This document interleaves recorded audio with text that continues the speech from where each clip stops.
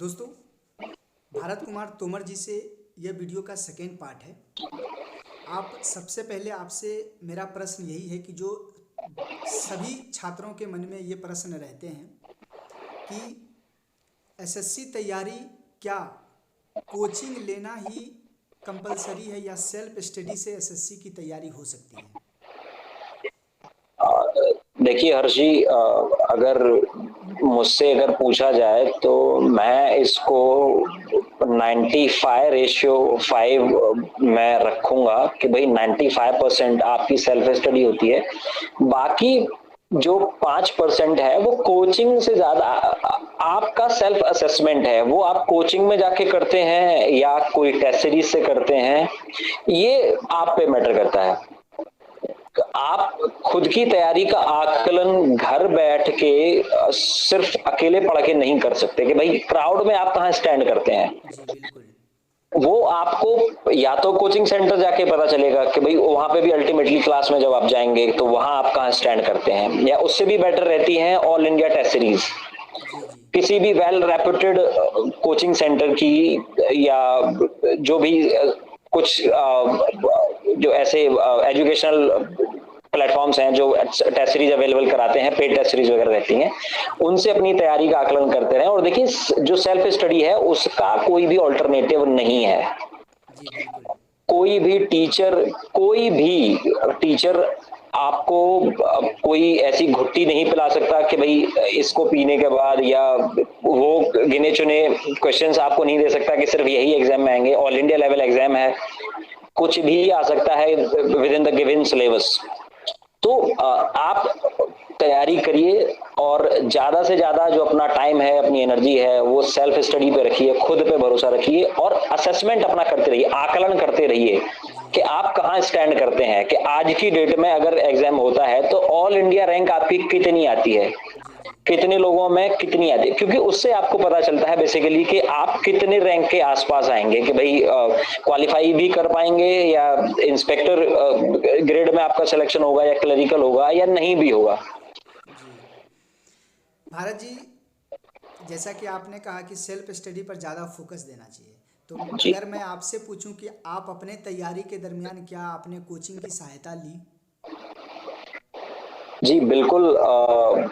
मैंने एक मेंस का मैंने बैच लिया था मैथमेटिक्स का, राकेश यादव जी का, उस वक्त जब मैं मुखर्जी नगर में रहता था। जी जी। और उससे मुझे वही है कि मुझे ये देखने को या सीखने को मिला कि भाई मैं क्राउड में कहाँ स्टैंड करता हूँ। उसके पहले I was a bit over confident. जी जी। लेकिन जब भी आप 5-6 हजार लोगों की क्लास में आप जाते हो और फिर वहां पे आप कंपीट करते हो उनसे, तो आपको समझ आता है कि क्राउड की तैयारी कहाँ है और आपकी तैयारी कहाँ है। जी लेकिन वही है, आपको डिमोटिवेटेड नहीं होना है। जिस दिन मार्क्स कम आए तो उस दिन रोना नहीं है, जिस दिन बहुत टॉप कर जाओ तो उस दिन बहुत ज्यादा खुश नहीं होना है। जी। एक एक आप कंसिस्टेंसी मेंटेन करके रखिए अपनी पढ़ाई में, और लगे रहिए, आकलन करते रहिए खुद का, और लगे रहिए। तो मैं एक वो कोचिंग के बारे में कहूंगा कि राकेश यादव जी का मेंस का मैंने लिया था। जी। भारत जी, ये बताइए कि सेल्फ स्टडी पर आपने ज़्यादा फोकस किया, तो जी जैसा कि मैंने सुना है कि आपने लाइब्रेरी का बहुत ही बेहतर रूप से प्रयोग किया है अपने तैयारी के दौरान। जी। और आप बताएं कि लाइब्रेरी कितना महत्व है किसी भी स्टूडेंट को तैयारी के दौरान यूज करना। और मैंने ये भी सुना है कि लाइब्रेरी, जब आपकी जॉब लगी तो आपने अपने गांव में लाइब्रेरी भी खोला है, तो बताइए इनकी महत्ता क्या है? वर्तमान समय में पुस्तकालय कह सकते हैं कि कितनी महत्ता है एक स्टूडेंट को?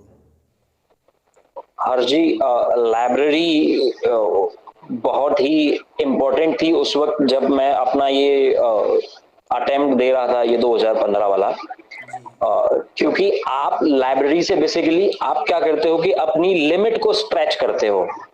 जी। आप 6 घंटे 8 घंटे पढ़ रहे हो और आपकी नजर में आप बहुत पढ़ रहे हो। जी जी। लेकिन आपके पड़ोस की चेयर पे बैठा हुआ इंसान मान के चलिए 10 या 12 घंटे पढ़ता है, तो फिर वहां से आप अपना जो कंफर्ट जोन है उससे बाहर निकलते हो और अपनी जो लिमिट है आप उसको स्क्रैच करते हो। जी जी। तो वो जो जो एक हेल्दी कंपटीशन होता है जी वो आपको लाइब्रेरी में फील होता है, और इसी वजह से आप वो कंपटीशन बीट करने लायक हो पाते हो। जी।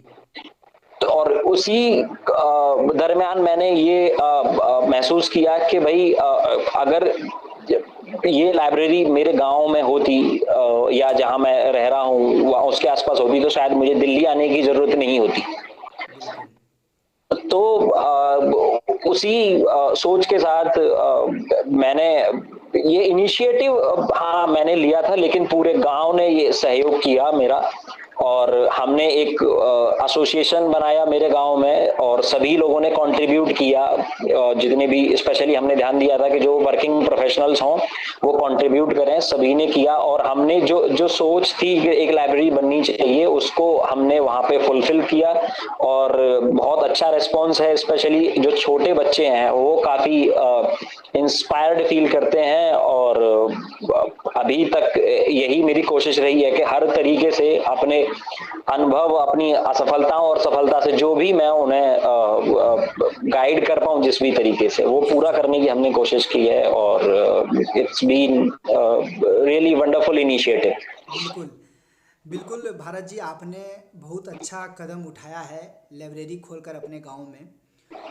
हर छात्र को सफल होने के बाद कुछ न कुछ अपने तरफ से कोशिश करनी चाहिए, जिससे आने वाली पीढ़ी को अधिक से अधिक जो है फायदे मिले।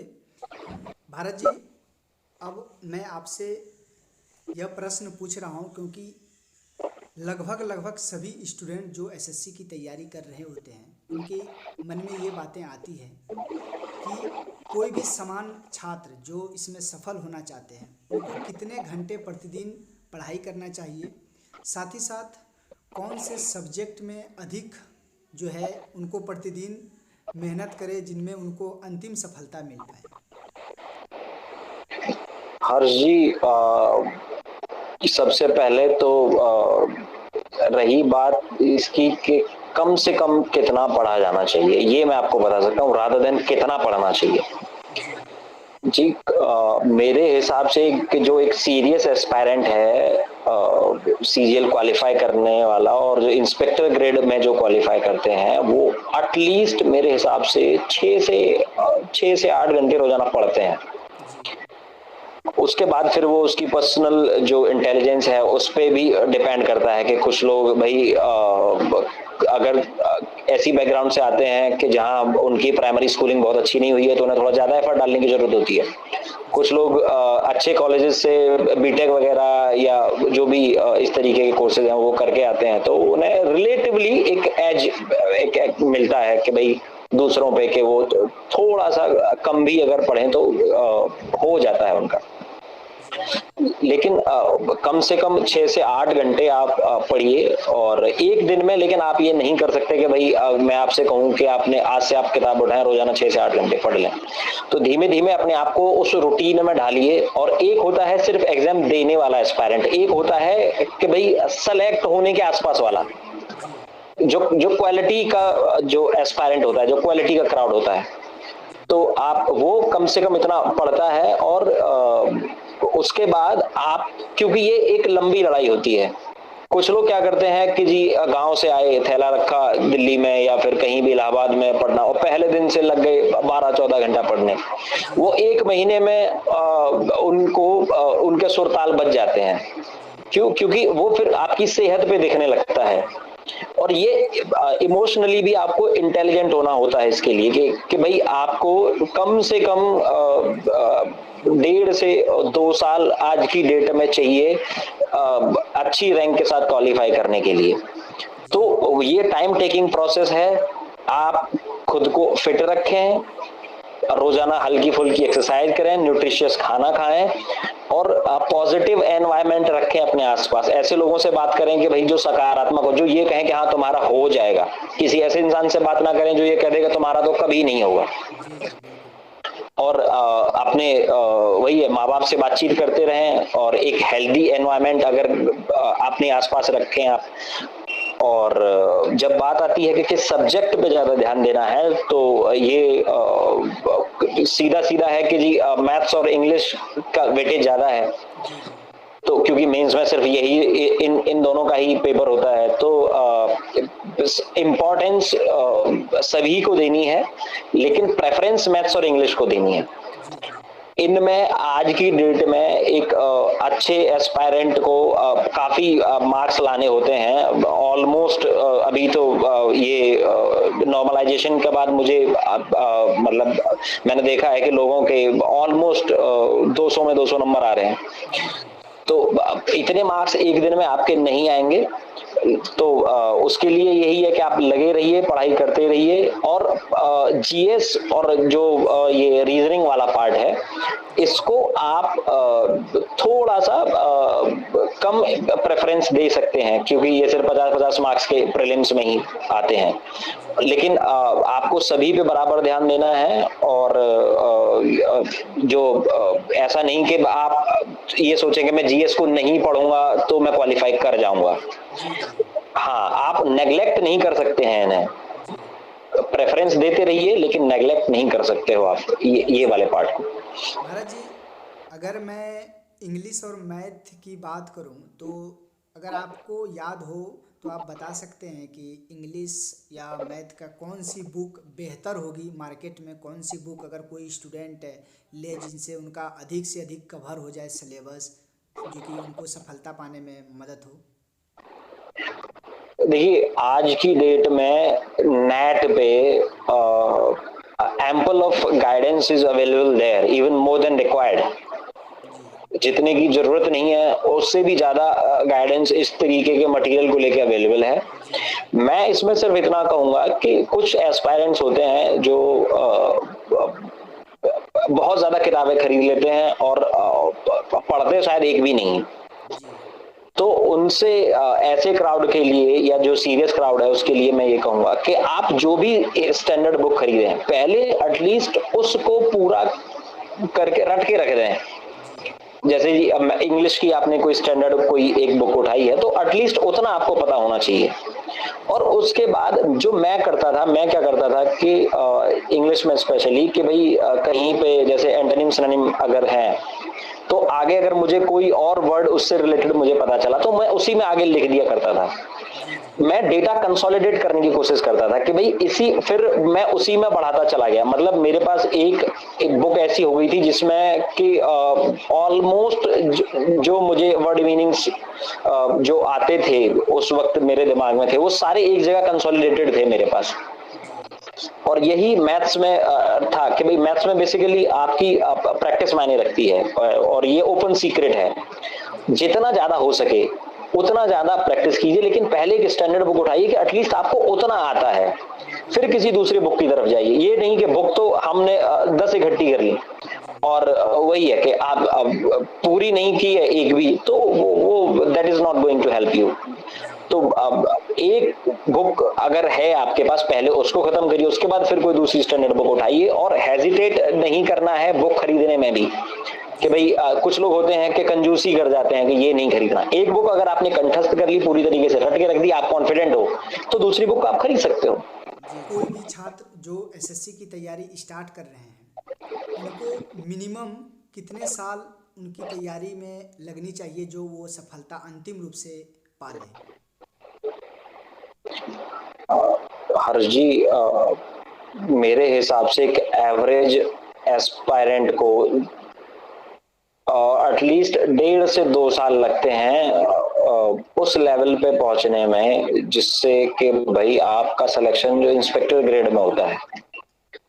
जी और बाकी ये देखिए उस इंसान की इंडिविजुअल एबिलिटी और उसकी इंडिविजुअल इंटेलिजेंस पे डिपेंड करता है कि भाई कुछ लोगों को कम टाइम लगता है, कुछ लोगों को रिलेटिवली ज्यादा टाइम लगता है। लेकिन इतना मान के चल सकते हैं 1.5 से 2 साल जी एटलीस्ट एक एवरेज एस्पायरेंट को देना पड़ेगा, और डेडिकेटेड देना होता है ये जी वाला टाइम। 1.5 से 2 साल बहुत डेडिकेशन के साथ आते हैं। जी भारत जी, अगर मैं आपसे पूछूं कि आप वर्तमान में तो जॉब कर रहे हैं, क्या आगे भी कुछ लक्ष्य आपने निर्धारित किया है कि मैं और आगे भी कोई चीज़ का तैयारी अपने द्वारा आप कर रहे हैं?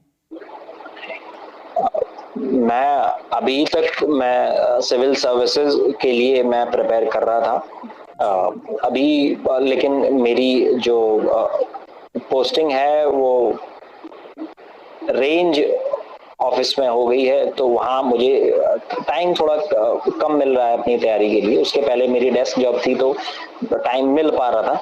जी जी। लेकिन अभी वही है, प्रयास मेरी तरफ से चालू है। और इसके अलावा मेरे फादर का जो बिजनेस है वो वापस से जो उन्होंने शुरू किया है, तो मैं उसमें भी हेल्प उन्हें कर रहा हूँ। और पिछले 2 साल में अच्छा उसका रेस्पॉन्स रहा है, और तकरीबन 10 करोड़ के आसपास हम उसका टर्नओवर ले जाने में रहे हैं जी जी। सक्सेसफुल। तो अभी तो यही एस्पिरेशंस हैं इन द कमिंग फ्यूचर, और देखिए फिर क्या है भविष्य में, तो ये तो ऊपर वाला ही जानता है कि क्या होता है।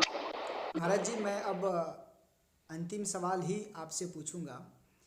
अगर मैं जो भी लिसनर या जो भी स्टूडेंट हैं हमारे यूट्यूब चैनल में, आप उन्हें मोटिवेट के लिए आप क्या उन्हें एक अच्छे लाइन या कोटेशन बताएंगे या बोलेंगे कि वो लगभग लगभग तैयारी के दौरान जो है अपने आप को मोटिवेट रखे, जिनसे वो सफलता जल्दी पा ले? ये एक वाकया है हर्ष भाई, जो मतलब हुआ है मेरे साथ, वो मैं शेयर करना चाहूंगा। एक छोटा सा इंसिडेंट ये है, मैं और मेरे कुछ फ्रेंड्स एक जगह बैठे थे। जी तो मेरे एक दोस्त के घर पे हम लोग बैठे हुए थे, तो वहां पे ऐसे ही बातचीत हो रही थी कि भाई किसका सिलेक्शन कहाँ हुआ। तो मेरा एक फ्रेंड था जिसका एयरफोर्स में उस टाइम सिलेक्शन हुआ था। जी। तो मैं बता रहा था उन्हें कि भाई अरे उस जो जो फ्रेंड है हमारा, उसका सिलेक्शन एयरफोर्स में हो गया। जी तो तभी जिसके घर पे हम बैठे थे उसके बड़े भाई वहां थे। जी तो उन्होंने एकदम से कहा, बड़ी चिंता करते हुए, कह रहे यार सबके सिलेक्शन हो रहे हैं, तुम लोगों का कब होगा। बेसिकली वहां पे जो लोग बैठे थे वो सभी बेरोजगारी थे, इंक्लूडिंग मी। जी जी तो ये उनकी चिंता थी जिसमें उन्होंने ये सवाल हम लोगों से किया था। जी बाकी सभी तो चुप हो गए वो सुन के, लेकिन वही है कि भाई मुझसे नहीं रहा गया। जी मैंने उनसे कहा, मैंने कहा भाई साहब, हमारे पिताजी एक कहावत कहते हैं, मेरे यहाँ लोकल में कहावत होती है कि जो दाल है वो कितनी भी खराब हो जाए, दाल कितनी भी खराब हो जाए, साग की दर तो दे जाएगी। जी जी यानी कि दाल कितनी भी खराब हो वो ऐसी तो हो जाएगी कि eight the end of the day कि भाई आपका पेट तो भर देगी, सब्जी जैसी तो बन ही जाएगी। जी जी तो वही मेरा उनसे कहने का मतलब था कि ऐसे तो हो जाएंगे, जैसी अभी नौकरी की बात हो रही है भाई, ऐसे तो नौकरी लग ही जाएगी। ये खुद पे आपका भरोसा होता है जो आपको दूसरों से अलग करता है। जी तो खुद पे भरोसा बनाए रखिए। जी और असफलताएं, देखिए असफलताओं से होकर ही सफलता का रास्ता निकलता है। तो जी जी असफलताएं आपके रास्ते में आएंगी, उनसे आपको ऐसा नहीं कि परेशान होकर बैठ जाना है। जी आप लगे रहिए, लगातार लगे रहिए, निरंतर अथक परिश्रम के साथ अपना प्रयास करते रहिए। जी जी और at the end of the day, चलिए माना कि आपका नहीं हुआ, जी तो ये this is not the end of the road for you. जी आप इतने सारे सक्सेसफुल लोग हैं दुनिया में, क्या कोई भी एक ऐसा आप नाम बता दो कि चलो जी वो यूपीएससी या एसएससी सीजीएल क्वालिफाई होने की वजह से वो इंसान सफल है। जी जी जो भी काम आप करें जीवन में, उसको आप पूरी शिद्दत, पूरी मेहनत के साथ करें। जी अपनी जो एनर्जी है उसको जनता के, लोगों के भले के लिए आप उपयोग में लाएं। और इन्हीं शब्दों के साथ मैं अपनी वाणी को विराम दूंगा कि भाई सभी सकारात्मक रहें, सकारात्मक सोच के साथ तैयारी करें, जी जी और अपना बेस्ट दे के जाएं इस दुनिया के लिए, चाहे जो वो काम कर रहे हो। जी जी जी। कोई भी काम छोटा या बड़ा नहीं है। आप जो भी करेंगे, आप ये ध्यान रखिए कि भाई मानव जाति के भले के लिए आप वो करें, कुछ ना कुछ योगदान सकारात्मक दे के जाएं इस दुनिया में। जब आप आए हैं तो इन्हीं के साथ मैं इन्हीं शब्दों के साथ अपनी वाणी को मैं विराम दूंगा। जी आपके जी सभी दर्शकों और उनको मेरा नमस्कार। जी। भारत जी, आपसे आपने यह अपनी कीमती समय निकाला मेरे लिए। आपको और आपके परिवार को स्वस्थ भी रहें, और मेरे तरफ से प्रार्थना है कि आप इसी तरह खुश रहें। Thank you. धन्यवाद। जी बहुत बहुत आभार। थैंक